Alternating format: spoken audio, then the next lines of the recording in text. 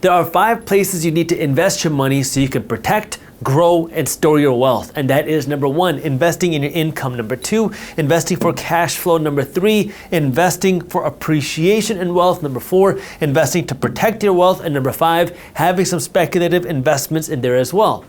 Notice how I said that income is just one part of it. Making a lot of money is not the same as becoming wealthy. And if you don't believe me, just take a look at Shaq. The first time he made $1 million, he ended up broke.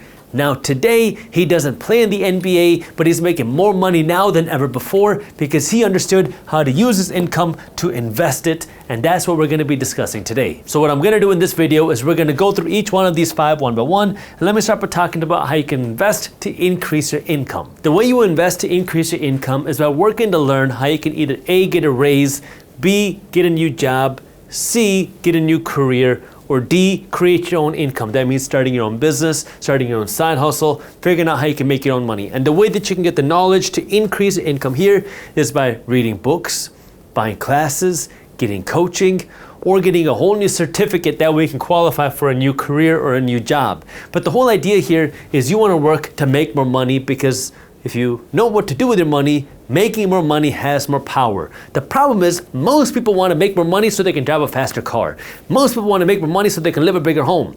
And so you make more money and you have bigger expenses. What I want for you is I want you to make more money, more income. That way you can buy more of these assets that will pay you more money. And then you can use these investments, these assets, to pay for your faster car, to buy you a bigger home, and to fund your nice vacations. But the key is you want to make more money so you can buy more investments. So let's go into number 2 now. How do you invest your money for cash flow? I'm going to go over 4 different cash flow investing strategies. Number 1 is investing for real estate for cash flow. Number 2 is investing in dividend paying stocks or ETFs. Number 3 is investing in international dividend paying funds. Number 4 are real estate investment trusts or REITs. Now I got to give you the disclaimer, investing has risks. You are never guaranteed to make money when you invest. In fact, you will lose money at some point, which is why you always want to do your own due diligence and never blindly trust a random guy on YouTube. Everything that I talk about today is just for examples. I'm not telling you what to invest in. So now when we talk about investing in real estate, the way that you invest in real estate for cash flow the right way is you're going to use your money to go out and buy a property, not for you to live in, but for you to rent out to somebody else. Now, the goal isn't to buy this property and sell it for a big profit. That's appreciation. The goal here is cash flow. That means somebody's going to come in and live in your property, and then they are going to give you a rent check every single month. And if you do it correctly, this rent is going to cover your expenses. It's going to cover your property taxes, your insurance, your maintenance, your management fees, and cover your vacancy costs. And then if you have a mortgage, it'll pay for that too. And then put some money in your pocket each and every month. That is cash flow, because now you're making a profit every single month for buying this property. Now, during the economic time we're in today, finding those types of cash flow and deals are more difficult, but they are not impossible. And right now, what many people are doing is they're buying properties, hoping that they can sell them for a big profit in the future, as opposed to making this cash flow. That is very risky. That to me is speculating, because now you're just hoping that you can sell this property for a lot of money in the future. I'm not a flipper. When I invest in real estate, I want positive cash flow each and every month. That means the tenant is paying for all the expenses and putting some money in my pocket. Option number 2, if you don't want to deal with the headache of a tenant and a property manager and a contractor and the city hall and attorneys and accountants, if you don't want to deal with that, well, now you can look into the stock market. Some companies in the stock market pay out a dividend. It is a cash payment that they're giving you for doing nothing except owning the stock. So you have some companies that make these big profits, billions of dollars of profits, and then they can either take this money and save it in their bank account for an emergency, or they can take this money and reinvest it back into the company by opening new stores, hiring more people, building more infrastructures and more things like that. Or if they don't have a good use for this money, they can just give it away. And who do they give it away to? They give it away to their shareholders, their investors, the people that own stock in these companies, and they literally give you a check. I mean, it's not a physical check. They deposit this money into your bank account, but you can use this money to spend, you can save this money, or you can reinvest this money back into the company. That's what a dividend is. It's the cash payment that you get for doing nothing except just owning that right company. Now, you can invest in the individual companies, or you can invest in funds that specialize in these dividend paying companies. I'm going to focus on the funds because while investing in companies is a whole different educational space that I don't want to get into right now. So let's talk about some of the funds that you can consider investing in. And again, these are just examples. I'm not telling you what to invest in.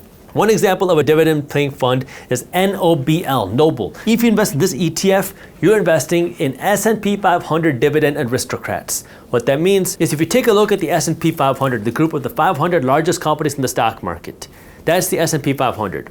Some of those companies in the S&P 500 pay a dividend. Those are dividend-paying companies in the S&P 500. This invests in the dividend aristocrats in the S&P 500, which is a fancy way of saying this invests in the dividend-paying companies that have increased and paid out a dividend every year for at least the last 25 years that are also a part of the S&P 500. So these companies have been increasing the dividend every year for the last 25 years, and they're also part of the S&P 500. That's what this invests in. SCHD, the reason why this has an asterisk next to it, by the way, is because I personally have some money invested in it. This is an ETF that is investing in dividend-paying companies in the United States. SPYD is another ETF that gives you exposure to dividend-paying companies in the S&P 500, but not as narrow as Noble. Noble is investing in the dividend aristocrats. This one's investing in the broad dividend-paying companies in the S&P 500. So it's not investing in every dividend-paying company like SCHD, which is investing in a broad-based number of dividend-paying companies. SPYD is investing in dividend-paying companies in the S&P 500. All of these funds are focused on companies in the United States, but you don't have to focus on just the United States. If you look at some international companies, what you might notice is that international companies sometimes pay much higher dividends than United States companies. The reason why is because, well, they're more growth heavy, because they don't have the established market like we have here in the United States. So you have higher potential dividends, higher potential growth, but also more potential risk, because it's not as established of an economy as the United States. It might not be as established of a company.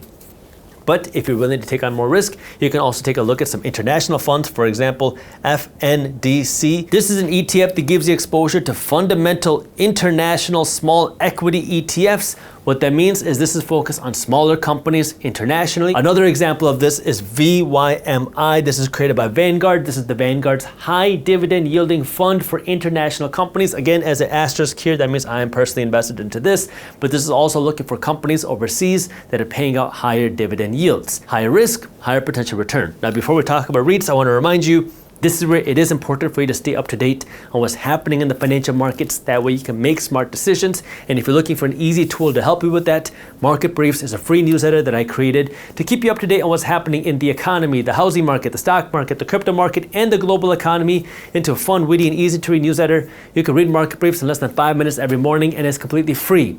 If you have not joined Market Briefs yet, I got the link to how you can join down in the description below. And with that, let's talk about REITs. REITs are real estate investment trusts. They are a way for you to get exposure to the real estate market without buying the properties yourself. Now what you're doing is you're investing in the companies that are investing in the real estate. So you're buying a piece of the company, you're not buying a piece of the real estate itself. But these are companies that are focused on investing in real estate. A couple examples of REIT ETFs are SCHH and FREL. Again, I'm not telling you what to invest in, just giving you a couple examples here. And now what you can do is you can get exposure to a broad basket of companies that are investing in real estate, and these companies generally are paying out higher dividends because these real estate companies are relying on the rental income from their properties. And REITs are required to follow a rule which requires them to pay out the majority of their income in the form of dividends. So if you're looking for an alternative way to invest in real estate without having to buy the property, REIT funds are a way to give you some exposure to that. So now we talked about investing in your income. How can you grow how much money you're making? That way you have more money to invest. Then we talked about investing for cash flow. This is where you go out and you buy an investment and it's going to pay you for owning it. With real estate, it's the rental income. In the stock market, it's the dividends. You're getting this cash flow for just owning this investment. The third type of investment that you can make is investing for appreciation. This is where now you see growth in the value of your investment. You buy a stock for $100 and now it's worth $200. That's appreciation. The whole idea with investing for appreciation is you want to see the value of your investment rise. Now, the nice thing about this is you get to control your tax bill, because if you see the value of your portfolio rise from $100 to $1,000, you don't pay taxes unless you sell. But the risk is, of course, you don't actually make any money until you sell either, because you might see your investment value go from $100 to $500 to $1,000 to $10,000, but you could see the stock market cut in half tomorrow, or see investment go bankrupt, and you don't actually realize any profits until you sell. Versus with cash flow, you make the money, so you realize the money today, but you got to worry about taxes when you make that money. So Let's talk about a few different ways that you can invest for appreciation. I'm going to talk about 3 ways. Number 1 is investing for value. Number 2 is investing for growth. Number 3 is investing in emerging markets. This is kind of an order of lowest risk to highest risk. Value are investing in companies that are established, and you kind of just want to see the slow and steady returns. Number 2, growth is investing in smaller companies that are not necessarily the largest companies in the world, but something that you believe is going to be able to see more appreciation because they're investing in themselves and they're trying to grow quicker and faster. Then, of course, you have emerging markets, which is now you're investing in companies that are overseas, that are in some of the smaller countries, that are trying to grow, where you can see a lot of growth because these are companies that are growing, but also countries that are growing. So you can see a lot of upside, but you also have the most risk. So a couple ways that you invest in each one of these. Again, just examples. I'm giving you examples of ETFs, which are funds that you can invest in. For value, I talked about SPY and DIA. SPY is an ETF that gives you exposure to the broad S&P 500. I've talked about that a few times now in this video. The S&P 500 is a group of the 500 largest companies in the stock market. So if you invest in this fund, you're essentially investing in a little piece of all 500 of these companies in the S&P 500. Then you have the Dow Jones. The Dow Jones is probably the oldest index on Wall Street. This is an index of 30 broad companies in the stock market, which kind of comprise the entire economy. So if you've heard of the Dow Jones, if you invest in DIA, this gives you exposure to the Dow Jones. If we want to talk about growth now, there are a few different ways that you can invest in growth. And this is kind of a broad term, but think of growth as in a company is making profits, but they're reinvesting this money back into the company. So they don't actually get to keep a lot of the profits. They want to grow quicker. They want to grow faster, and they're still investing in their growth. So the smaller startup type companies, those are growth companies, versus the larger companies like, say, McDonald's. They're not investing in growth the same way as a smaller company like Sweetgreen might be, because Sweetgreen is still working to expand their market share versus McDonald's already has stores across the world. A couple of ways that you can invest in this is something like SCHG. This is an ETF that invests in large cap growth companies. That means this ETF is investing in a little bit more established companies, larger companies that are still investing in growth.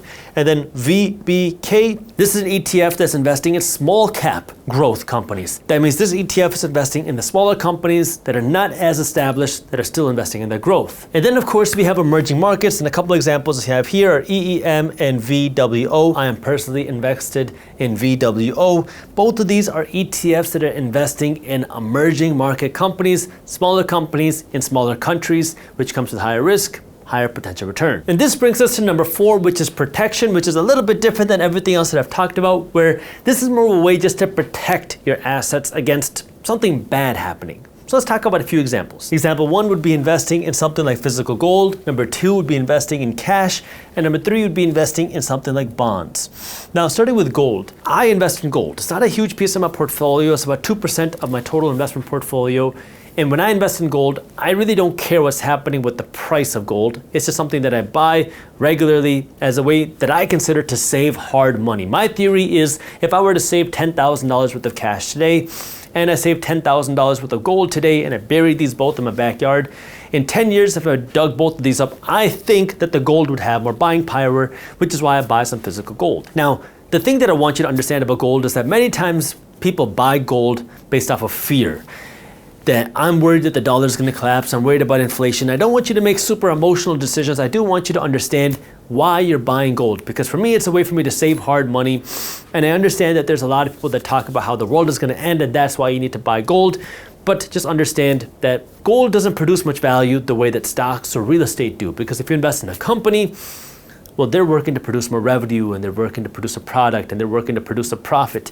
If you invest in real estate, it provides a house, it provides an office, it provides a space for somebody to use, versus your gold just kind of sits there and looks back at you. So just understand that your gold has a different use case than investing in stocks or real estate. And if it is there in your portfolio, understand that, well, it's a protectionary asset as opposed to a growth asset, although we have seen a huge run up in gold prices, especially after all the inflation that we've seen over the last few years. Number 2 would be investing your money in cash. Now, the people that save cash and the people that save gold are generally two very different people. But I want to have some cash put aside because the reality is you can use this cash to buy an investment when things go wrong. I mean, if we take a look at the 2020 crash, the 2008 crash, the 2000 dot-com bubble bursting, people that were sitting on money, people that were sitting on cash, were able to go out and buy good investments at a huge discount. And so having cash has historically always been a good thing, especially in downturns. Now, when you have high inflation, your cash is being eaten away, but understand that there is a value in keeping some cash as well. And then of course you have bonds. I'm personally not a huge fan of bonds just because the return that you get on bonds is generally not that high, and for the last couple of decades, the return that you get on bonds really hasn't been outpacing inflation at all. So bonds are a way for you to lend your money out. You can invest your money in government bonds. These are called treasuries, and you can do this directly on the government website. And now you're lending money to the United States government, and you can lend it for 1 year or 10 years or 30 years, and then they will pay you a return on your money through interest. But it's for some people, not for everybody, but it's another thing that you want to consider when you're thinking about how do you protect your money or protect the value of your investments. And this brings me to number 5, speculation. And the reason why I saved this till the end is because many times people do a lot of emphasis on this before they have any of these. Speculation is not gambling, but it's much more risky. And so I'd rather you focus on building your wealth through the established investments first, which are these things, before you dump a lot of money into your speculative investments. So build the foundation from your income into these assets before you focus on the speculation. And this would be something like investing your money into cryptocurrency or investing your money into something like a startup. I invest some money into cryptocurrency, I invest some money into startups, but it's a small piece of my portfolio. These speculative assets are a very small piece of my portfolio, and I understand that they can go down to zero and it wouldn't affect me. They can also go up very quickly, which is nice. But I also understand that this is a speculative investment and I treat it like that. So what does that mean? Speculative investments can go up fast, they can also go down fast, and I don't want you to be a gambler, I want you to be a long-term investor, because long-term investing is where all the wealth is built. And if you want to be a long-term investor, that means you take your income and you invest it here, here, and here. Once you do these things, then you build your wealth, and then once you do that, you can take some money and put it here because it's fun. If it goes up a lot, great. If it doesn't make you any money, oh well. But these are more speculative, and there's a lot of upside, but also a lot of downside as well. Of course, I believe in the startups that I invest in. I believe in the cryptocurrencies that I invest in. But I also understand that there's a risk that they can go to bankruptcy. I also understand there's a risk that they can go down to zero. Because guess what? Many startups fail. Most startups fail. But if it does good, then that could make me a lot of money. That's where now I want you to understand speculative investments are the last thing you want to be worried about. Keep your focus here before you put your focus here, because I know although a lot of excitement goes into these speculative investments, this is where you want to put your money last after you build these things out first. If you don't have any money to go out and invest, it doesn't matter what's going on in the markets. It doesn't matter if you found an amazing investment opportunity tomorrow. If the stock market glitched tomorrow and you could buy any stock you wanted for 90% off, but you have no money to invest because all of your money is going to pay off your credit card bills, well, that doesn't do you any good because now you don't have the money to actually take advantage of that opportunity.